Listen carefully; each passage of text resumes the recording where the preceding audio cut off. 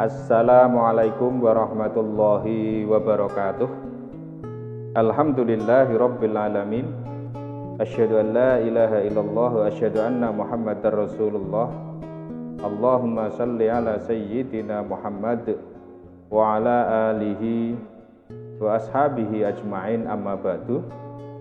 Para pemirsa semua, para siswa semuanya yang dirahmati Allah Subhanahu wa taala, semoga ridho Allah dan berkah Allah selalu terlimpah kepada kita semuanya, sehingga apa yang kita lakukan selalu akan menuntun kita kepada kebahagiaan di dunia maupun di akhirat. Amin.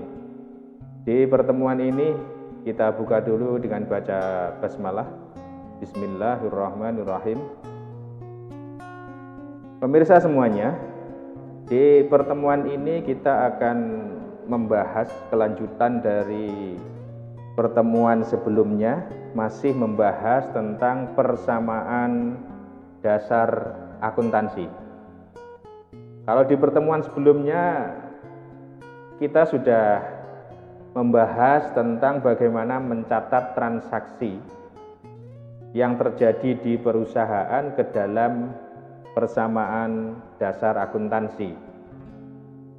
Di pertemuan ini kita akan membahas bagaimana membuat laporan keuangan berdasarkan persamaan dasar akuntansi. Tujuan dari pembelajaran ini diharapkan kalian mampu membuat laporan keuangan berdasarkan persamaan dasar akuntansi. Di dalam persamaan dasar akuntansi, apa yang menjadi bahasan awal ini merupakan bahasan yang paling dasar, di mana nanti bahasan paling dasar ini akan membawa kalian bagaimana belajar akuntansi untuk tingkat berikutnya.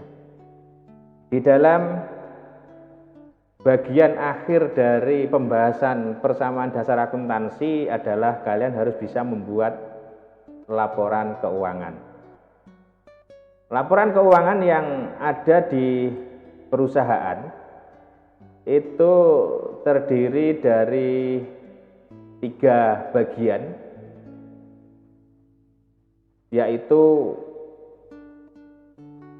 laporan laba rugi, yang kedua adalah laporan perubahan modal, yang ketiga adalah neraca. Kita bahas satu persatu. Laporan laba rugi adalah laporan yang berisi ikhtisar pendapatan dan beban selama periode tertentu. Saya ulang. Laporan laba rugi adalah laporan yang berisi ikhtisar pendapatan dan beban selama periode tertentu. Dari laporan laba rugi ini nanti akan diketahui berapa besarnya laba atau berapa besarnya rugi yang didapat oleh perusahaan selama satu periode tertentu. Perusahaan dikatakan laba jika selisih antara pendapatan dan beban itu selisih positif. Dapat juga disebutkan bahwa perusahaan dikatakan laba jika total pendapatan lebih besar daripada total beban atau biaya yang harus dikeluarkan oleh perusahaan. Dan sebaliknya, perusahaan dikatakan rugi jika selisih antara pendapatan dan beban itu selisihnya negatif, yaitu beban atau biaya lebih besar daripada pendapatan. Yang kedua, laporan perubahan modal. Laporan perubahan modal itu adalah laporan yang menyajikan informasi mengenai perubahan modal perusahaan sebagai akibat operasi perusahaan selama periode akuntansi. Saya ulang, laporan perubahan modal adalah laporan yang menyajikan informasi mengenai perubahan modal perusahaan sebagai akibat operasi perusahaan selama satu periode akuntansi. Dalam laporan perubahan modal ini nanti harus memasukkan laba atau rugi yang diperoleh perusahaan yang ada di laporan laba rugi. Sehingga urutannya memang sebelum membuat laporan perubahan modal harus laporan laba rugi dibuat terlebih dahulu. Kemudian yang ketiga adalah neraca. Neraca adalah laporan keuangan yang disusun secara sistematik yang menunjukkan posisi harta, utang, dan modal. Saya ulang, neraca adalah laporan keuangan yang disusun secara sistematik yang menunjukkan posisi harta, utang, dan modal. Kita lanjut pembahasan kita. Kita akan langsung masuk pada bagaimana membuat laporan keuangan berdasarkan persamaan dasar akuntansi. Kita ambil contoh, ada data seperti ini. Ini adalah data hasil pencatatan transaksi keuangan di perusahaan yang dicatat dalam persamaan dasar akuntansi, di mana aktiva di sini sama dengan kewajiban, sering kita sebut sebagai utang ditambah modal. Ini hasil pencatatan selama satu periode. Anggaplah periodenya adalah bulan Juli 2020. Kita akan membuat laporan keuangan berdasarkan catatan persamaan dasar akuntansi yang ada di sini. Kita masuk ke unsur laporan keuangan yang pertama, yaitu laporan laba rugi. Di kop bagian atas laporan keuangan, yaitu laporan laba rugi, laporan perubahan modal, dan neraca, itu ada 3 baris ini selalu. Yang pertama adalah nama dari perusahaan. Di sini perusahaannya adalah sesuai data yang ada di sini, yaitu Salon Yulia. Kemudian baris kedua adalah nama laporannya. Laporan di sini adalah laporan laba rugi. Kalau nanti laporan yang kedua namanya laporan perubahan modal, maka baris kedua ini ditulis laporan perubahan modal. Kemudian baris ketiga ini adalah periode yang berakhir di tanggal berapa.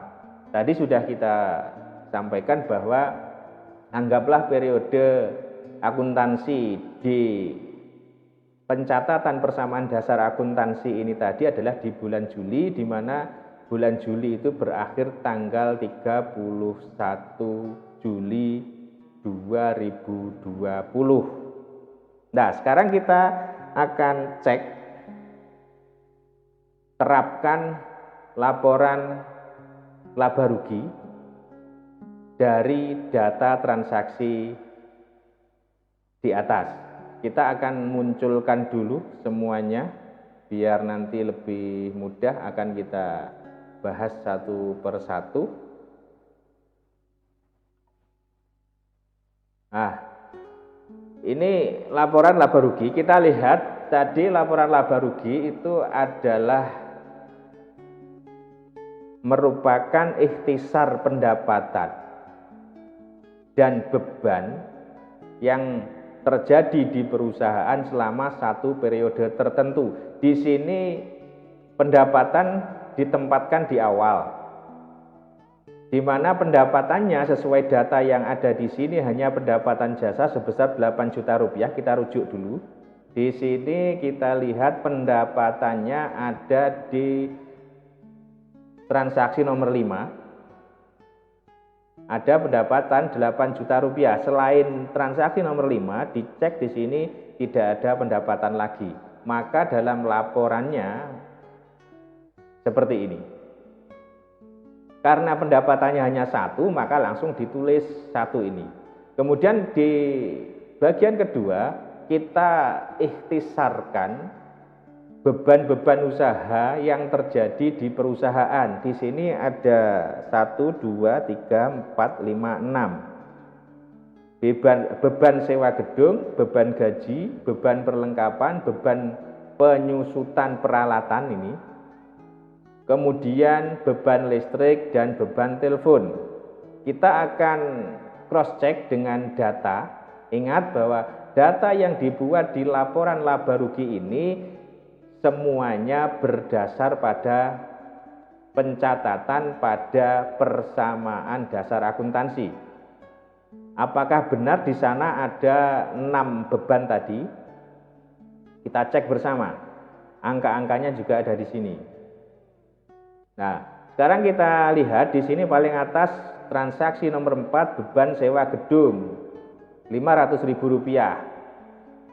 Kemudian ada beban gaji 1 juta rupiah. Kita cek 501 juta. Oke, kemudian ada beban perlengkapan 2.500.000. Di sini juga ada. Berikutnya lagi di sini transaksi nomor 9 adalah penyusutan. Di sini harusnya diberi keterangan adalah beban penyusutan peralatan. Kita cek. Nah, beban penyusutan peralatan Rp900.000. Kita cek berikutnya lagi ada beban listrik Rp250.000, beban telepon Rp150.000. Fix ada 6 jenis beban usaha yang ada di perusahaan selama bulan Juli. Kemudian dari ikhtisar beban-beban usaha selama 1 periode di bulan Juli itu maka harus dijumlah. Di sini ketemunya adalah penjumlahan dari seluruh beban ini ketemu Rp5.300.000. Laporan laba rugi itu untuk mengetahui besarnya laba atau rugi yang diperoleh perusahaan. Tadi sudah disampaikan bahwa laba atau rugi perusahaan merupakan selisih antara total pendapatan dengan total beban. Sehingga laba bersih dari usaha itu 8 juta rupiah dikurangi Rp5.300.000 menjadi Rp2.700.000. Laporan laba rugi untuk Salon Yulia periode 31 Juli 2020 seperti ini. Tolong dicermati lagi sebelum kita lanjut ke laporan perubahan modal. Oke, kita lanjut ke laporan keuangan unsur kedua, yaitu laporan perubahan modal. Judulnya sebagaimana dijelaskan sebelumnya, ada 3 baris judul. Yang pertama nama perusahaan, yang kedua adalah nama laporannya. Laporan ini adalah laporan perubahan modal. Kemudian periodenya adalah periode akuntansinya, yaitu selama bulan Juli berakhir tanggal 31 Juli 2020. Kita akan munculkan laporan perubahan modal di Salon Yulia periode Juli 2020 sebagai berikut. Nah, data-data ini semuanya berasal dari pencatatan di persamaan dasar akuntansi. Tentu saja data juga diperoleh dari laporan laba rugi yang baru saja selesai dibuat. Sekarang kita lihat modal awal 75 juta rupiah, dapat angka 75 juta rupiah itu dari pencatatan persamaan dasar akuntansi. Kita cek modal awal, tentu saja modal yang pertama kali disetorkan oleh Nyonya Yulia, yaitu di awal bulan Juli pada saat salon itu baru didirikan. Ini 75 juta rupiah, ini merupakan modal awal. Sekarang kita lihat ke laba bersih dari usaha.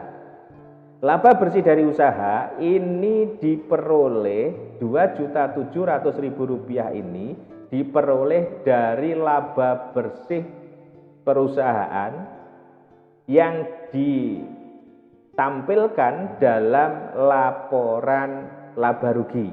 Ini tadi kita cek lah ini. Oke. Sekarang berikutnya harus dikurangi besarnya prive Nyonya Yulia atau prive Nyonya Yulia. Prive atau prive itu apa? Pengambilan uang perusahaan oleh pemilik perusahaan untuk keperluan pribadi. Kita cek data 1 juta rupiah yang merupakan pengambilan pribadi Nyonya Yulia itu terjadi kapan? Kita cek. Lihat transaksi ke-10. Ini. Data ini, pencatatan ini bisa dicek juga, datanya ada di pembahasan dan pertemuan sebelumnya. 1 juta rupiah. Oke, kita kembali ke laporan perubahan modal. Muncul seperti ini. Selisih hitungan dari laba bersih dan prive Nyonya Yulia itulah yang menambah modal awal dari perusahaan. Sehingga di sini ditulis penambahan modal 1.700.000 rupiah ini diperoleh dari laba bersih dikurangi prive Nyonya Yulia. 2.700.000 rupiah dikurangi 1 juta rupiah, sehingga penambahan terhadap modal awalnya hanya 1.700.000 rupiah. Pada akhir periode yaitu 31 Juli, modal akhir dari salon Yulia adalah 75 juta rupiah ditambah penambahan modal 1.700.000 rupiah menjadi sebesar 76 juta rupiah. 76.700.000 rupiah. Saya ulang, modal akhirnya adalah 76.700.000 rupiah. Silahkan dicermati sebentar biar kalian paham. Oke, sehingga bisa difahami bahwa laporan perubahan modal itu intinya menampilkan laporan modal awalnya berapa, kemudian selama periode tertentu itu ada penambahan atau pengurangan terhadap modal awal, sehingga ada modal akhir di akhir periode. Jadi menggambarkan berapa modal awal dan berapa modal akhir. Kita lanjut ke unsur yang ketiga dari laporan keuangan, yaitu neraca. Judulnya sama, yaitu 3 baris. Yang pertama adalah nama perusahaan, yang kedua nama laporannya yaitu neraca, yang ketiga adalah periodenya. Kita akan tampilkan, kemudian kita bahas bersama seperti ini. Dalam neraca itu sebenarnya menggambarkan unsur dari persamaan dasar akuntansi. Sudah kita bahas bahwa persamaan dasar akuntansi adalah harta sama dengan utang ditambah modal. Harta itu sering disebut sebagai aktiva. Utang ditambah modal itu biasa disebut sebagai pasiva. Data-data ini akan menggambarkan kepada kita bagaimana sisi sebelah kiri yaitu aktiva jumlahnya sama dengan sisi sebelah kanan yaitu pasiva yang terdiri dari kewajiban atau utang ditambah dengan modal. Kita buktikan, kita lihat di sini aktiva. Coba sambil diingat materi sebelumnya bahwa aktiva itu dikelompokkan menjadi dua yang paling umum yaitu aktiva lancar dan aktiva tetap. Aktiva lancar kurang dari 1 tahun. Aktiva tetap bisa bertahan lebih dari 1 tahun. Di perusahaan Salon Yulia ini aktiva lancarnya ada 3 yaitu kas, perlengkapan salon. Ada 2, kas dan perlengkapan salon. Kita cek datanya ada di sini. Nah, ini ada aktiva lancarnya, ada kas, ada perlengkapan salon. Lihat saldo paling bawah, Rp32.600.000 untuk kas, perlengkapan salonnya Rp3.500.000. Kita cek. Kita pindah ke sini untuk membuat laporan keuangan pada neraca. Kasnya Rp3.600.000. Perlengkapan salonnya Rp3.500.000. Sehingga jumlah aktiva lancar Rp36.100.000. Sekarang kita lihat aktiva tetap. Di mana di sini aktiva tetapnya hanya ada 1 yaitu peralatan salon. Ini biar singkat saya beri singkatan PS. Peralatan salon Rp45 juta, kemudian akumulasi penyusutan peralatan salon itu Rp900.000. Kita cek datanya. Nah, masih di posisi aktiva, ada peralatan salon. Lihat saldo paling bawah Rp45 juta. Akumulasi penyusutan peralatan. Lihat saldo paling bawah Rp900.000. Kembali ke laporan neraca, di mana akumulasi ini menjadi pengurang dari peralatan salon karena nilainya menyusut, sehingga nilainya yang semula Rp45 juta selama bulan Juli ada penyusutan Rp900.000, maka harga buku peralatan salon tinggal Rp44.100.000. Karena aktiva tetapnya hanya 1, maka jumlah aktiva tetap Rp44.100.000. Sehingga total aktiva adalah jumlah aktiva lancar yaitu Rp36.100.000 ditambah jumlah aktiva tetap Rp40.100.000 menjadi Rp80.200.000. Ini di bagian aktiva, tolong dicermati betul seperti itu. Kemudian kita lihat di sisi pasiva. Pasiva adalah unsurnya utang dan modal. Utang usaha di sini Rp3.500.000. Kita cross check ke data ini. Ada utang usaha saldo paling akhir Rp3.500.000. Kemudian di sini ada data, kita cek di sini. Nah, Rp3.500.000. Kemudian ada modal Nyonya Yulia. Di sini tertulis Rp76.700.000. Itu bukan data dari sini. Kalau kita lihat semuanya, data ini bisa diambil dari catatan di sini, tapi harus kita buktikan bahwa modal Nyonya Yulia ini adalah modal akhir. Kita cek modal akhir pada laporan perubahan modal Rp76.700.000. Sehingga neraca pada modalnya Yulia ini sebenarnya data ini diperoleh sekali lagi dari laporan perubahan modal ini. Tetapi sebagai kontrolnya tentu saja di sini juga bisa dicek. Rp76.700.000. Kemudian total pasifa itu adalah jumlah utang ditambah jumlah modal. Rp3.500.000 ditambah Rp76.700.000, maka jumlahnya Rp80.200.000. Jumlah aktiva dengan jumlah pasifa harus sama.